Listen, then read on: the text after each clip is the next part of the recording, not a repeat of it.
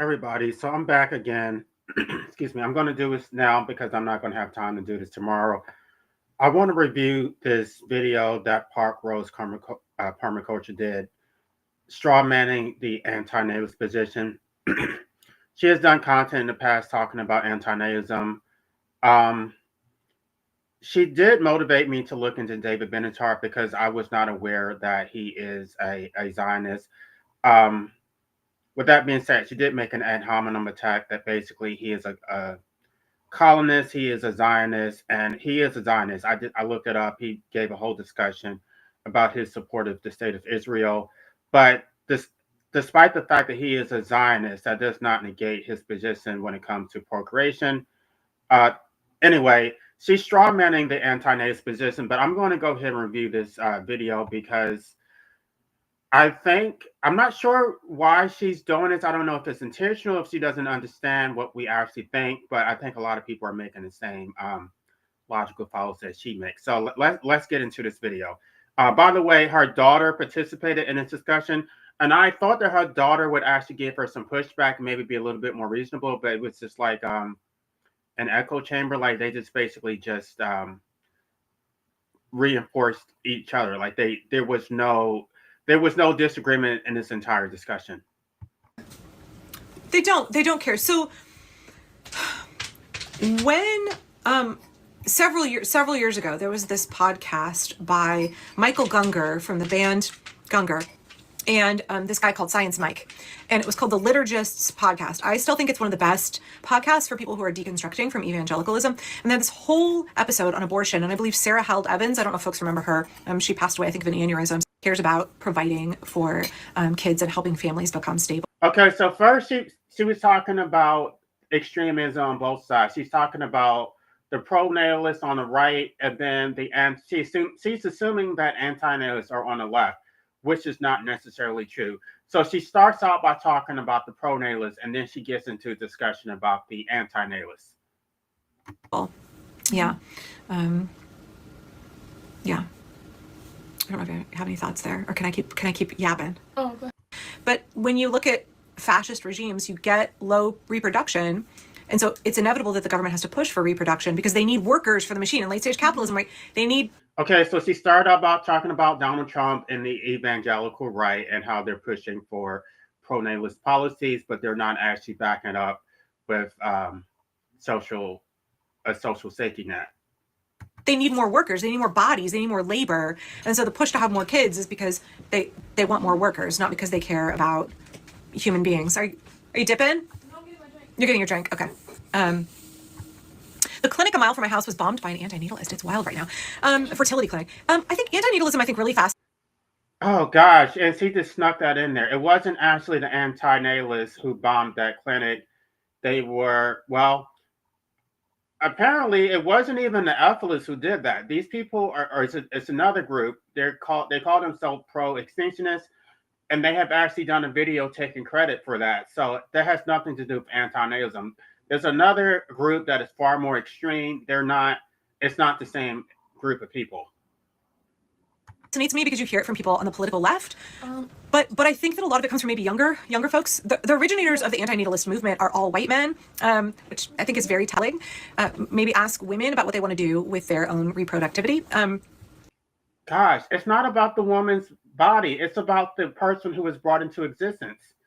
You say my body, my choice, but what about the choice of the person who was brought into existence? But I find it really interesting the way that the kind of anti-natalist sentiment that I tend to see from leftist folks online, I think really comes out of their sense of hopelessness, their sense of like the future is really bleak. A lot of the comments I see are from people who are really concerned about climate change, but also people who just inherently see children as a burden and also see human beings as a net negative and think that the world would be better if we all went extinct, which to me is sort of like, sorry, let me finish my sentence and I'll let you go, sorry. It's like an extension of the 1970s book, The Population Bomb, right? It's more of that population myth, believing that humans can only have a negative relationship with the planet versus we could actually have a positive role in healing the planet if we were to choose to embrace it. Sorry, kid, I didn't mean to keep rambling. Oh no, I was just gonna say, I see quite a lot of anti-natalist rhetoric and propaganda in leftist spaces. I see a lot of people really falling for anti-natalism and they're not comprehending how it stems from ableism in more than one way. What do you mean? Ableism and eugenics in general, I mean. It stems from ableism in the aspect that childism is inherently linked to ableism. People see children as burdens, as annoying, as, Well, so much of the hatred of children is based on their physical and cognitive limitations, right? Right. So she's conflating child-free with anti-natalism. Anti-natalism has nothing to do with children. It's about the parents, that we don't want parents to procreate. We don't have anything against the children. We actually have more compassion for children. We're not ableist. I'm not sure what you're talking about. I got into an argument several months ago with a mutual of mine here in Portland, and she ended up blocking me because she said it was unfair to claim that her disability of ADHD was in any way correlated to the experience of children, and then it was fine for her to not like kids or not want to be around kids, and that wasn't ableism. And I was like, but it is, because all of the things that we dislike as a society about children is based out of their physical and cognitive limitations and their age, right? So childism is ableism plus ageism together. Yeah, when people have antinatalist beliefs because of their dislike of children, there is no reason to discriminate against children that isn't just the same argument for ableism. They don't understand social cues. They're loud. They're gross. They need more work. They don't contribute as much as I do. They're a burden financially. They can't work. The way we Gosh, this is, I'm not going to defend the child-free community, but this really goes back to the parents. They would blame the parents for not disciplining their children, for not keeping their children quiet, for having misbehaved children. It's not necessarily about the kids. My time, my space. The way we set up society is not in alignment with their physical needs, right? Like the scale of everything in society is geared for adults, just like it's geared for able-bodied people. Yeah. Someone in the comments says it's a weird push and pull between pro and antinatalism right now, and I think that's really true. And you know what it reminds me of a little bit is kind of this argument of like the kind of like carnivore movement and then the vegan movement of like it has to be this polarity, it has to be this extreme, it's this extremity of thinking one way or the other, and like my side is morally pure and just, and you have to conform to like my really extreme way of thinking in order to be pure and righteous on either end of the political spectrum. Yeah, and the other way the antinatalism is inherently tied to eugenics is that whenever you have any kind of policy or social movement or anything that is trying to discourage people from reproducing, it will always disproportionately affect poor people, people of color, and disabled people. And I see a lot of people specifically saying that the discrimination against poor people is justified because they believe that poor people shouldn't have children because they cannot care for children as well. First of all, everyone is 2 bad weeks away from being homeless at this point. But also, who is more likely to be financially disadvantaged? People of color and disabled people. So it will always feed into systemic oppression. Like, okay, let's say that we have something that is trying to stop people from reproducing as much. Like, do you think that's going to stop Elon Musk from having IVF babies with his billionaire money? Or is that going to disproportionately affect poor indigenous women? Like, who do you think that's going to affect? There's never going to be any kind of antinatalism that does not feed into white supremacy and that does not feed into ableism and eugenics. I think you bring up a really good point because so much of What are you talking about? I've done content condemning Elon Musk for having 13 children. I condemn the wealthy for having children because they consume a disproportionate amount of resources. A lot of we don't make any distinction between those who are wealthy. There actually be a greater emphasis on those who are wealthy. But it doesn't matter. It doesn't matter whether you're poor or whether you are wealthy. We think that it is equally unethical to impose that imposition on someone without their consent. the antinatalist rhetoric I hear is about how it is the reproductivity rate. It is the reproductivity rate that is a scourge on this planet. We need to get it as low as possible. But if you look at who's actually having children, it's not white people. So it essentially comes down to repressing the reproduction of people who are not white, of the global majority in this country. And so it becomes inherently racist. Like the same with the population bomb. The desire was to like not to create the circumstances where women have access to education, women can choose birth control for themselves if they want it, but simply to suppress people's reproduction rather than when you make a society more stable, the birth rate evens out, right? A sign of an unstable society is a really low birth rate or a really high birth rate. And when you give women education, when you bring economic stability to a society and medical care to a society, you find that the birth rate settles right around replacement. This is why I feel like they should teach population dynamics in high school, because like it's a really basic shit, but I think too many people don't understand that it's not good to just try and suppress everybody's reproduction to an all-time low. What happens to your aging population? And then also you're essentially saying you want to control somebody else's reproduction. Are you for reproductive rights and bodily autonomy, or are you not, right? What about the bodily autonomy rights of those who are forced into existence? What about their bodily autonomy? What about those of us who are raped into existence, that we didn't consent to this shit through violence, through the violent act of procreation? We are forced to bear the consequences that we never asked for. And then all of a sudden you just want to gaslight and just talk about it's the woman's agency, as if what the woman and the man does not have a negative impact on the child. The parents are only going to have to raise their children for 18 years. You're going to have to live for 80 years or so, and you're going to have to be forced to be subjugated to all kinds of oppressive authority. You're going to have to maintain a body. You're going to have to work, be exploited through capitalism. And just somebody who claims to be against capitalism, and yet she wants to feed the machine. She wants to rationalize why it is ethical to procreate. There's commentary on that in Chainsaw Man. I've not read Chainsaw Man. Antinatalism also, I feel like it's very intertwined with ecofascism, with the belief that all humans are an invasive species and need to go extinct. I feel like they almost always go hand in hand. And once again, this line of thinking is incredibly unfair and discriminatory to indigenous people who protect 80% of biodiversity on Earth. But then also, this ecofascism that goes hand in hand with antinatalism then disproportionately negatively affecting the ability to have kids of people like indigenous people who are far more likely to be impoverished and disadvantaged. Hi. What are you talking about? Anti-nativism is a part of the voluntary human extinction movement. We're not forcing anybody to do anything. How are we negatively impacting the indigenous culture or primitive cultures when most of them have never heard about anti-nativism? This is pushed in academic circles. It's being pushed primarily on white academics. I'm not sure why you're implying or inferring that there's a racial implication behind this. There is not. Hi, Fauna. Hi. Can I scroll back to this comment and see what you think about it? Someone said, can we talk about, a lot of antinatalists say that they didn't give consent to being born. They feel like consent was taken from them. They didn't choose to be here, but then they want to remove the choice from other people. Like, how do you feel that? How do you have a choice to impose something on somebody without their consent?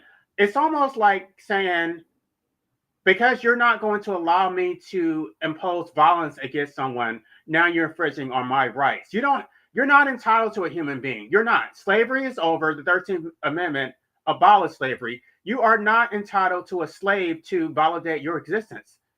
The entitlement is absolutely disgusting.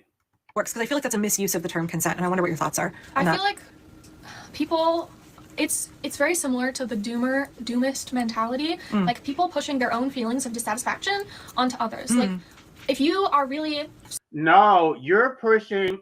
I did that whole logical fallacy. They're pushing their view on somebody else because they're okay with, or they enjoyed their life and they had a positive experience, that now they think that they get to impose that experience on somebody else who may actually experience life in a different way.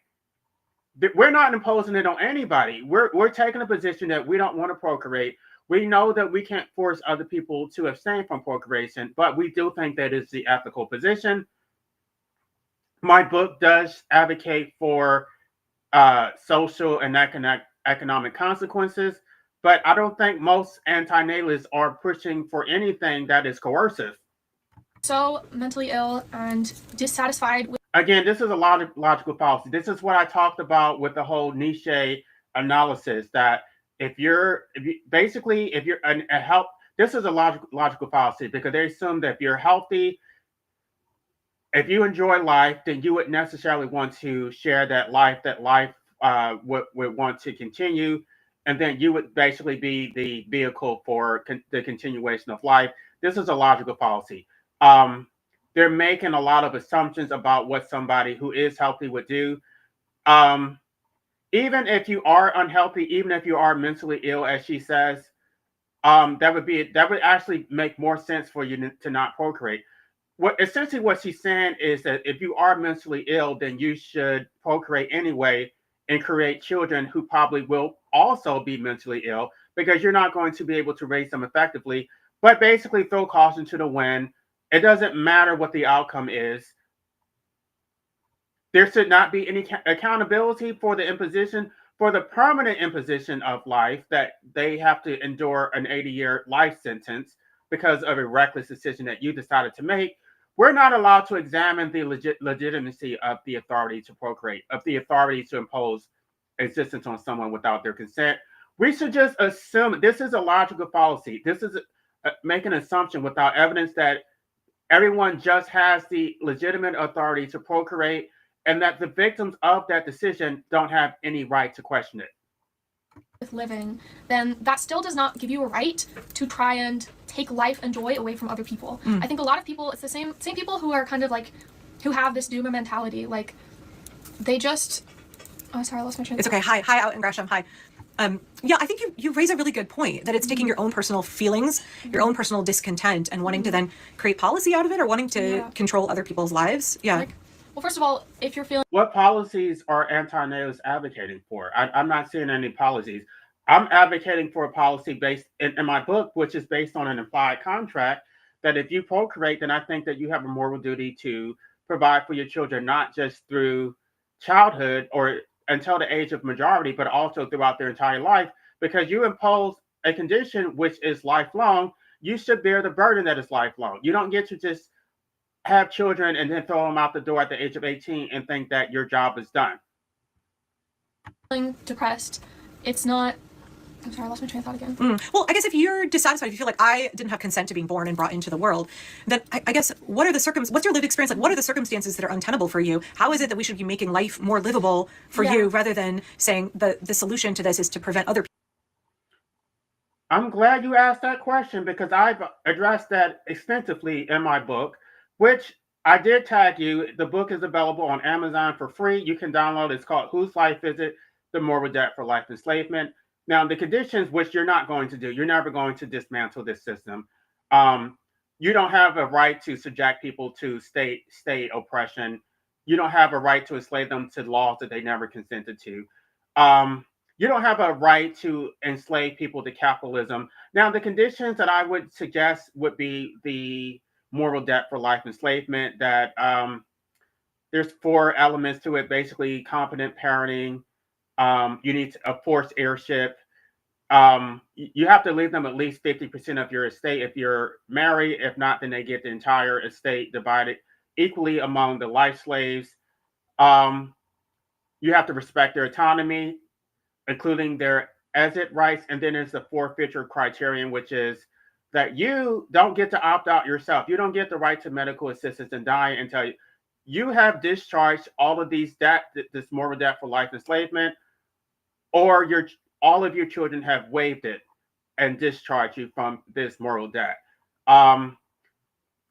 Which I did comment on her video, that basically what makes it so morally perverse is the fact that once you are forced into existence, you are forced to continue existing. You don't have the right to opt out. You're stuck with a decision which was not yours. People from being born. Actually, how can we help remedy your situation so that it doesn't suck for everybody in this country? Yeah. You're not going to do it, though. You're not going to do the radical change that is actually going to be necessary to make anybody's life different. You've already said it.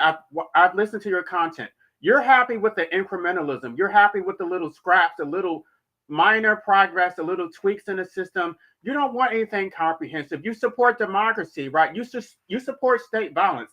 You support the very violence which is making other people's lives a living hell. You support occupational licenses. You support traffic citations. You support the work or starve predicament. You support all this shit. You probably support property rights, capitalism. You're not going to say that you support capitalism outright, but you do. You support democracy, which inherent in democracy is capitalism, because that is the majority. That is the will of the majority. So you support this entire system, and now you're asking me, what can you do to remedy the system? You're not going to do it. If you want my proposed solutions, you can actually read my book, because I can't really articulate everything right here through this short live stream, but I did explain it thoroughly in my book. You know what it reminds me of? It reminds me of when people say, oh, if I was disabled, if I was born with this disability, usually they're like talking about or to a specific disabled person. If I was born with this disability, I would just want to die. So therefore, usually it's in a conversation of like them defending eugenics, of like forced sterilization of disabled people, or of eugenic killing of. It wouldn't matter if they wanted to die, because they don't have the right to die. So they would be forced to continue living anyway. So what they want, their will is not going to be respected by society, by the master state, by the very institution which you support. Disabled people, I see that said a lot. Oh, well, if I had this disability, I would just never want to exist. I would just want to be killed. And then them putting their own feelings onto that disabled community without ever asking these disabled people how they feel. Do you want to live? I'm not sure what he said about Nietzsche. I'm glad that somebody has made the connection, because the will to power is the primary justification for procreation. It's based on a lot of logical fallacies. I I guess I can go look it up. I don't know what he said because I haven't listened to it. Now I don't if that makes sense, because poverty and not enough resources given to the poor, especially nothing by the state-owned charities and foundations supply them. Well, I don't know. I think that the primary obligation is going to be the parents, and then the master state also has this separate obligations based on the fact that it is the parents impose existence without your consent, so they have a moral debt for life enslavement. And then the master state also has a separate debt in the form of restitution, which is socialism, because the master state has compounded the original imposition that your parents imposed by forcing you to continue to exist without your consent, by interfering with your disposal rights through violence or threat thereof. There is this thing Kissinger may have said about Nigerians having too many children, and that foreign policy is to make sure population shrinks. Okay, I mean, I guess my position would be that they need to stay out of. They need this whole globalism shit, the Western influence. They need to stay out of it. They're completely interfering with their economics, and then blaming them for their position, like because they have not been able to overcome the centralized banking. I don't really want to get into. I talk about that more on my anarchist channel. I can talk about that in detail if you want me to, but I'm streaming on both channels. This really, like, for me to talk about that right now doesn't really have a lot to do with antinatalism. But globalism is a problem, and they are blaming people for conditions which the West has actually created. It really reminds me of that, like them taking their own feelings, their own doomerist, depressive feelings, and then using it to justify harm to others. I feel like there's no instance in where that's ever been used for good. That's really No, you're using your positive experience to impose harm on others. We're not imposed. This. I don't understand what she's talking about. Antinatalists are not imposing harm on anybody. Because we abstain from procreation, we're harming people, because we have taken an ethical position that it is wrong to procreate. We're not forcing you to abstain from procreation. We do think that what you did is unethical as fuck. We do think that you enslaved someone to existence, but we don't have a monopoly, or we don't have a monopoly on violence. Democracy is majoritarian. Those who have a monopoly, which are the breeders, the life enslavers, they have a monopoly on state violence because democracy bends to your will. So we don't have any ability to actually force you to do anything. The only thing we can do at best, we can shun you. Maybe we can shame you and criticize you for the violence that you have inflicted on your children, the fact that you have enslaved them to this involuntary existence and this hellscape. There's nothing that we can actually do. I mean, what are you talking about? How are we harming people because we took the position that it is wrong to procreate? good point.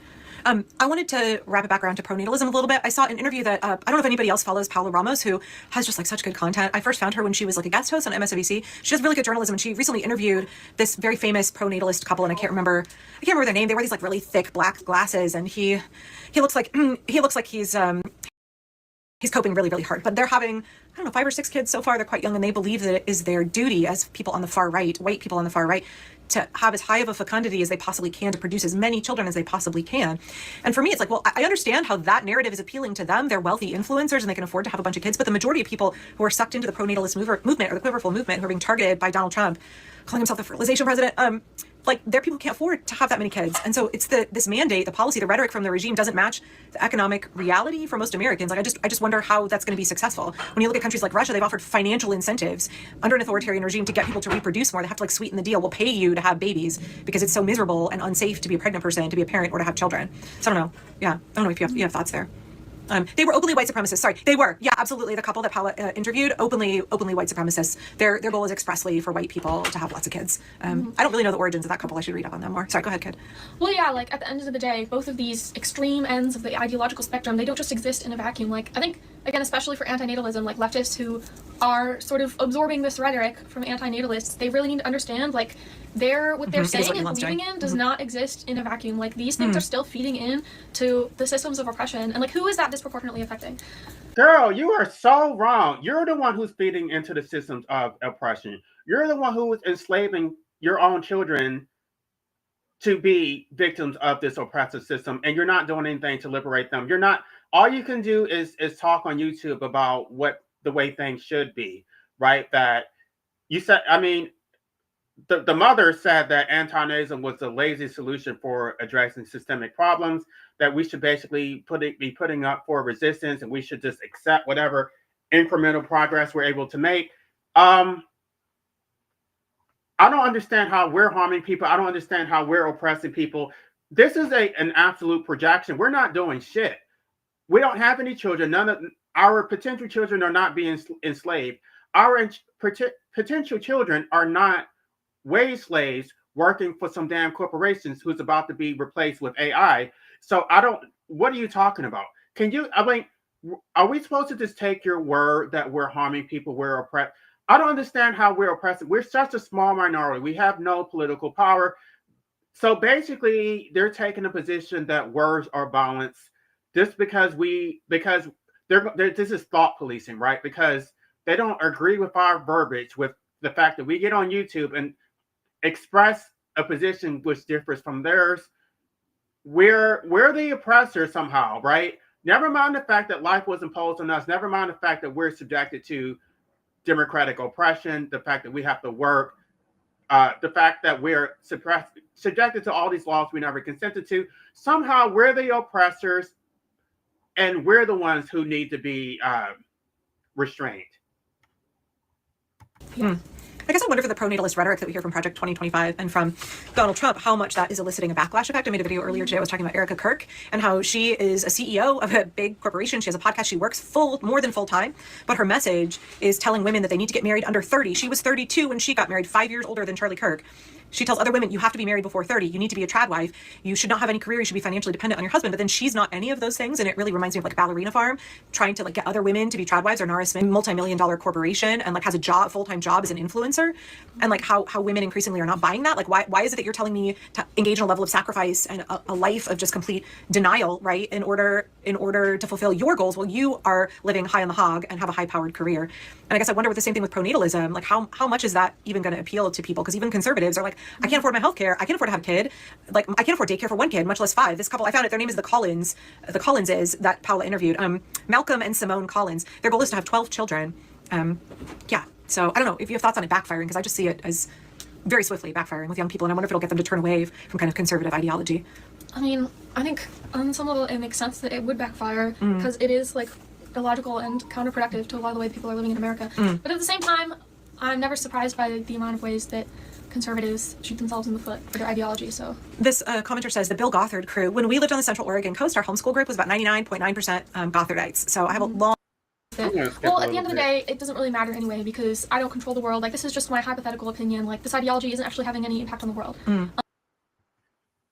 No, absolutely not. You have godlike authority. You do control the world. Like you're the one you're the progenitor of the life slaves who are going to be subjected to state oppression, a lifetime of drudgery.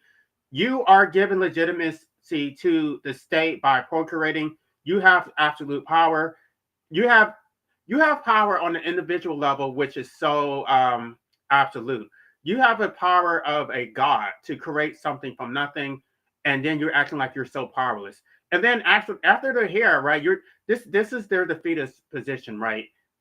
They're going to create something from nothing, force that person to exist, and then they're going to throw their hands up and talk about, oh, I'm so powerless. I can't do anything. Then why would you create a human being when you know you have no power to protect them? But that is not true because the idea that poor people can't care for their own children and that underprivileged people can't care for their own children and so they shouldn't have them is the logic behind why so many indigenous people have had their children taken away from them. They've already had their children, but that is very often the excuse used to take those children away from them. I know we have ICWA in America, but I have still read stories in Canada recently about that literally being the reason why indigenous women in Canada have had their children taken away from them. Same in Greenland too. Yeah. That's you raise a really good point. Leftists really do not want to hear that. I think we really need to push back against antinatalism, eugenics rhetoric in leftist spaces because I have seen it especially post-COVID, it is a very common rhetoric I see in leftist spaces, and people really do not want to think critically about why they are spreading eugenicist rhetoric, because it seems to make sense to them. It seems right. They're like, oh, well, it's just about children's welfare. Oh, well, it's just about it's just about consent, but it's actually really harmful. I think you raise a really good point. I know Precious and Spice talks about it a lot, and there's a number of other influencers who discuss this issue, but I think it is really. How is it eugenicist if we're basically saying that nobody should procreate? You're begging a question. You're making a statement without any foundation whatsoever, and we're just supposed to accept your conclusion. There's nothing eugenicist about what we're saying. Rampant in leftist spaces, not understanding that antinatalist rhetoric and pronatalist rhetoric are really two sides of the same coin, which is eugenics, right? They're just different ways to go about it. They're both extreme ways of controlling people. The same way that you said that raw veganism and carnivorism are two sides of the same spectrum. They are both about controlling people in extreme ways away from just the normal way of living. Well, also taking away people's. By the way, there is another way of looking at this. Some people would say it's actually dysgenics because it's not really against the poor. It's not really against the people of color. There's actually something that is being pushed on the wealthy and the white. If you look at this internationally, it's the whites who are actually abstaining from procreation. It's the whites that have a declining birth rate. So I think that they're biased because this woman, Rose Permaculture, is so pro-Black, right? So pro-Black that I'm not even going to go there. She's acting as if she's speaking for people of color, that we're the ones who are being harmed by antinatalism. No, we're actually being harmed by pronatalism. We're the ones who are being forced to exist under systemic oppression. We're the ones who are forced to exist under racism. And yet she thinks she's not even going to respect what we have to say about it. I don't think that she has any standing to speak for people of color to say that antinatalism is racist against Black people. It's not. Ability to make their own decisions about their body and their family, right? It's all about dictating to other people that coercive control on so many levels, either through purity, shame and judgment, incentive or disincentivizing people from reproducing. The argument about poverty, I think, is really interesting because the same way I see a lot of really overtly anti-child rhetoric from people on the left, there's also an awful lot of poverty shaming, which I think is wild for people who should be aligned politically with us. There is no war but the class war. It's all about class solidarity and understanding who our shared oppressor is. Then we shouldn't be poverty shaming anybody, and we shouldn't be saying poor people shouldn't reproduce. But I hear that more often from other people on the left. Maybe it's because that's mostly who I interact with, than anybody else, is poor people shouldn't reproduce. Cool. Do you not understand the reasons, the systemic reasons why those folks are poor? Are you saying that until we solve systemic poverty that poor people shouldn't be allowed to reproduce? Yeah. I do feel like there is an aspect of misogyny in it as well, which is why we see so many opinions, which is why we see so many of these Okay, I guess I'm starting to lose people. No, I guess some of y'all came back. I'm pretty much done. I'm going to go a little bit further. I'm going to end this. I did tag her and I did comment on her channel that if she I think she needs to actually interview an actual anti-natalist, because she's misrepresenting our position. She's making a lot of assumptions about what we actually think, and it's not based on anything. Opinions on antinatalism coming from largely leftist men who ordinarily are having a lot of class solidarity and anti-classism, but a lot of this is very similar to victim blaming language, and a lot of it's almost always targeted at the women. Who's the victim? Okay, I do get that there is some misogyny. They are blaming women for procreating, even though the men are equally responsible. But the real victim is not the woman, it's the child. It's the person who is forced into existence. You have children. It always is. And I think that you, once again, raise a really good point that you can't have discrimination against children. You can't have anti-child sentiment without inherently being misogynistic, because 95% of the caregivers of children are women, either mothers or grandmothers. And when you deny children access to spaces, you inherently deny access to their caregivers. So it always ties back to misogyny. And then it's always blaming women, because women are the ones who physically have the evidence that they're reproducing, but it takes two to tango, right? And I think there is a lot of poverty shaming of women, in particular women who have babies. Yeah. And again, it feels extremely similar and often goes hand in hand with ecofascism rhetoric to me. A lot of people don't really realize how it is ecofascism, but a lot of people, they do understand, and they individual that happens, particularly I think women and children. But only those with privilege within the system should be allowed to reproduce. We acknowledge the system is unjust, but we're still saying only those privileged in the system should be able to reproduce, and everybody else. She's making the same logical policies that she said in her previous videos about anti-natalism. We never said that only those who are wealthy should not procreate. Um, I do think, I mean, that's not our actual position, but I do think that it is wrong to have children in poverty and squalor, to raise children in a rodent infested home like I had to grow up in, to be beaten with extension cords because your mother's getting drunk to assuage her displeasure with her own marriage or lack thereof. Um, Right. Like if you're growing up in poverty, you're more likely to be abused because they're going to take out their frustration on you. And who else do they have to lash out against except their own children? No, that's fucking eugenics. How is that not eugenics? Yeah. I mean, you only need look no further than the comment section of a disabled person who has children. Exactly. Oh my gosh. It's been imbued into so many aspects of our society and our upbringing because it's not as overt as it was 100 years ago or even less. Okay, I think I'm pretty much done. I wondered if she had actually evolved, if she actually did any research about antinatalism since she did her last series of attacks on antinatalism. Clearly she has not. It almost seems as if she's gotten worse. Um, she doesn't know we actually think, or she's doing this on purpose. Because she can't actually. I told you that all of the defenses of pronatalism are based on logical fallacies. Um, they can't actually address the actual argument that we're making, that it is wrong to impose life on someone without their consent and force them to bear the consequences of a decision they did not make.